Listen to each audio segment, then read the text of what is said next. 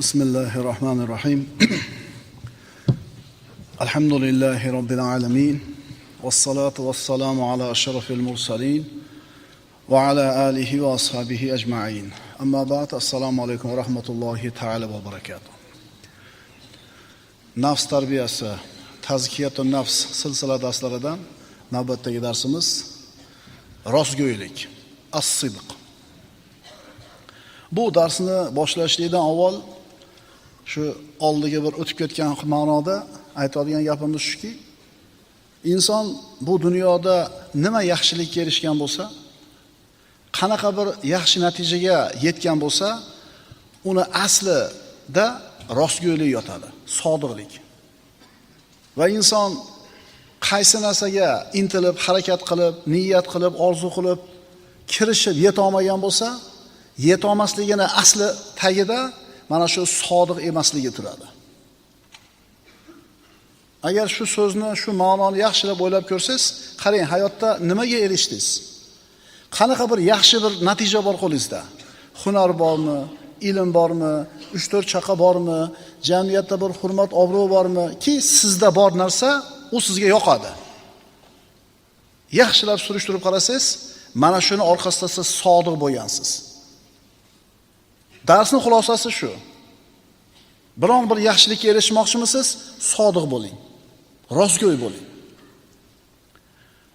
Tazkiyatun nafs silsila darslarimiz davom ettirar ekanmiz, birodarlar. Bugungi suhbatimiz rostgo'ylik haqida bo'ladi. As-sidq. Rostgo'ylik nima?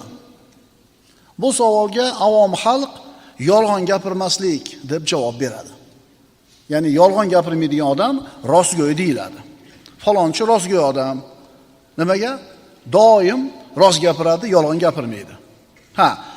Ko'pchilikning tasavvurida rostgo'ylik shunaqa narsa. Aslida-chi?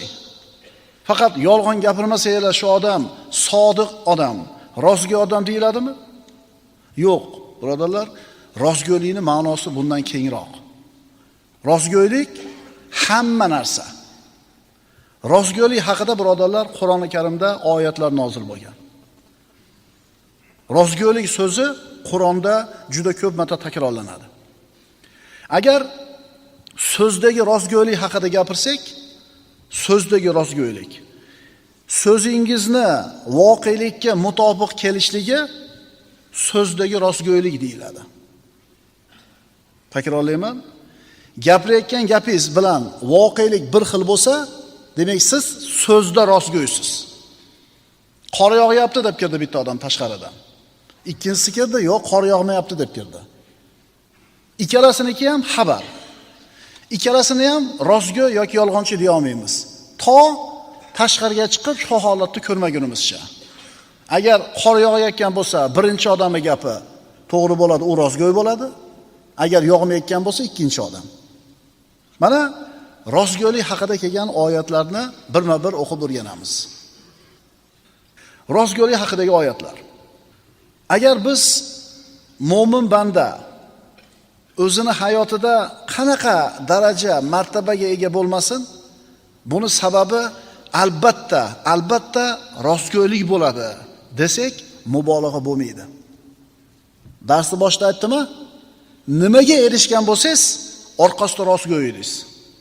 Nimaga erisha olmagan bo'lsangiz intilib, demak rostgo'y emas edingiz. Qaytaramiz. Mo'min banda o'zini hayotida qanaqa martabaga, qanaqa darajaga ega bo'lmasin, buni sababi albatta rostgo'ylik bo'ladi. Rostgo'ylik sababli mo'min banda juda ham ulkan maqom martabalarga erishadi. Bu degani faqat so'zida rostgo'y bo'lsa bo'ldi emas. Yolg'on gapirmasa bo'ldi emas. Rostgo'y deganning ma'nosi juda ham keng. Birinchi oyat. Astagfirullah. Ya ayyuhallazina amanu ittaqulloha va kunu ma'as-sodiqin. Ma'as-sodiqin. Ey mu'minlar, Allohdan qo'rqinglar va iymonlarida sodiq bo'lgan, rostgo'y bo'lgan zotlar bilan birga bo'lingiz.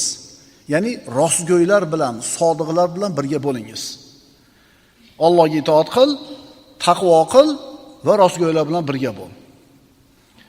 Biz inson sifatida jamiyatda yashar ekanmiz, atrofimizda albatta odamlar bor bo'ladi.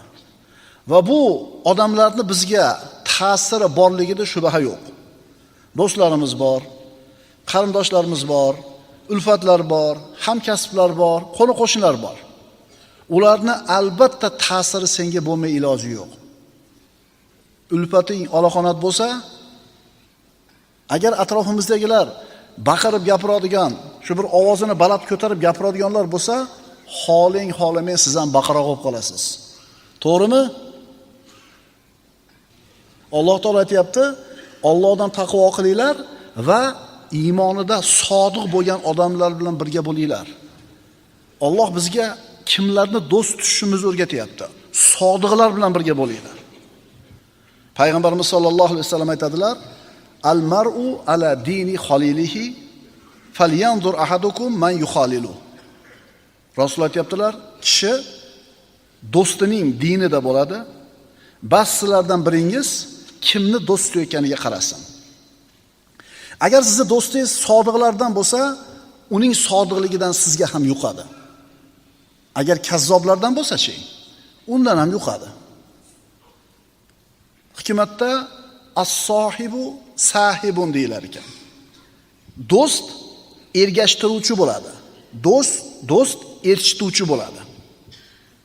To'g'rida, masalan, sigaret chekmaysiz. Sigaret chekadiganlar bilan yursangiz, u ham yuqadi. Eng kamida hidi uradi sizga. Sigaret chekadiganlar bilan yuradigan, sigaret chekmaydigan jo'ra rak kasaliga uchrashligini shansi ko'proq bo'lar ekan, sigaret chekkanlardan ko'ra. To'g'ri aytibman, doktorlar? Ana. Ovqatda ko'p yeydiganlar bilan ulfat bo'lsangiz, u ham ta'sir qiladi. Ko'p yeydigan bo'lib qolasiz. Yana nimani aytay? Nabiy sallallohu alayhi vasallam aytibdilar, kishi do'stining dinida bo'ladi. Kishi sizlardan bittanglar kimni do'st tutayotganiga qarasin. Alloh taolo nima dedi? Sodiqlar bilan birga bo'linglar. Iymonida sodiq bo'lgan, rostgo'y bo'lganlar bilan birga bo'linglar.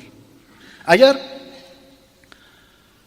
sen Allohga taqvo qilishni xohlasang, Allohga itoatda bo'lishni xohlasang, iymonida sodiq bo'lgan odamlar bilan birga bo'l. Ulfatlaringni qara kimligini. Bu rostgo'ylik haqidagi birinchi oyat edi. Kunu ma'as sodiqin. Rostgo'ylar bilan birga bo'ling. Rostgo'y inson bilan birga bo'lsang, uni holidan senga yuqadi. So'zidan yuqadi, axloqidan, fe'l-atvoridan. Dinni ana shu sodiq insonning shaxsiyatida mujassam bo'layotganini ko'rasan. Qaranglar. Din haqida ma'lumotimiz juda ham ko'p. Go'zal axloq haqida, saxovat haqida, rostgo'ylik haqida, halimlik haqida juda ko'p narsani eshitganmiz, o'qiganmiz, bilamiz. Shuni o'zi bizni o'zgarib qolishimizga kifoya qildimi? Agar birodarlar din fikr qatorida tursa, din faqat xabar yoki ma'lumot qatorida turadigan bo'lsa, insonlarga ta'siri juda ham kam bo'ladi. Fikr, xabar, ma'lumotlarni quruq o'zi odamlarni suluviyatini tuzatishlikka yetmaydi. Mana shu o'rinda siz bilan bizga sodiq do'stlar kerak bo'ladiki, ularni holini ko'rganimizda, ularni hayotida sodiqlikni, saxovatni, halimligini, bag'rikenlikni ko'rganimizda yuqtiramiz o'zimizga. Demak, ana shu aytilgan go'zal xulqlarni hayotida ko'rsatib bergan odamni ko'rganingizda, ha, qissa bo'lar ekan-u, deysizda, shundan nima qilasiz? Ta'sirlanasiz. Omonatdor bo'lish kerakligini eshitdingiz, bildingiz, o'qidingiz, o'rgandingiz. Bo'ldimi? Omonatdor bo'lib qolasizmi? Yo'q. Ana shu omonatdorlikni hayotda ko'rsatib bergan odamni, ko'rsatib beradigan odamni ko'rasiz, keyin sizga uni holidan yuqadi. Masalan, omonatdorlik. Umar ibn Xattob roziyallohu anhu Amirul Mu'minin sahroda ketib borar ekan, bir odam qo'y boqib yurganligini ko'rdi. Haligini sinamoqchi bo'lib, qo'ylardan bittasini menga sotmaysanmi dedi. Cho'pon, bu qo'ylar meniki emas, sayyidimiki, omonat dedi. Xalifa, bo'ri yeb ketdi deb qo'yasan dedi. Boyagi cho'pon menga hozir pul juda ham zarur. Sayyidim meni rostgo'ligimni biladi. Agar bo'ri yeb ketdi desam ishonadi. Lekin Allohchi dedi. Ana omonatdorlik. Uni ko'rgandan keyin yig'laysiz. Uni ko'rgandan keyin nima qilasiz? Ta'sirlanasiz. Chunki tirik misoli turibdi. Yana qaytarib aytamiz. Din haqida faqat ma'lumot, faqat fikr, faqat xabar bo'lsa bizda, buni o'zi bizni tuzalishimizga yetmaydi. Bizga mana shu narsani hayotida ko'rsatib beradigan tirik misollar kerak. Sodiqlar bilan bo'lasiz, sodiqlikdan sizga yuqadi. Masalan, masjidni mutavallisi Ahmad birov kelib qo'liga katta mablag'ni berdi-da, masjidga deb berdi. Uni faqat siz ko'rdingiz. Pulni bergan odam ketdi. Ahmad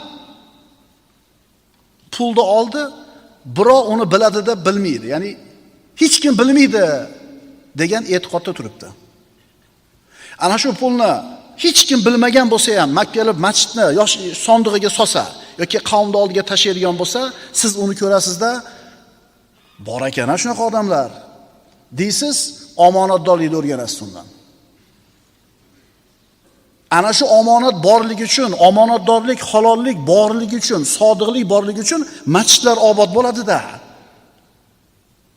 Agar xiyonat bo'lsa, o'g'rilik bo'lsa, qo'l egrilik bo'lsa, Alloh taolo qo'llamaydi u jamoatni, u jamiyatni. Tushunarlimi?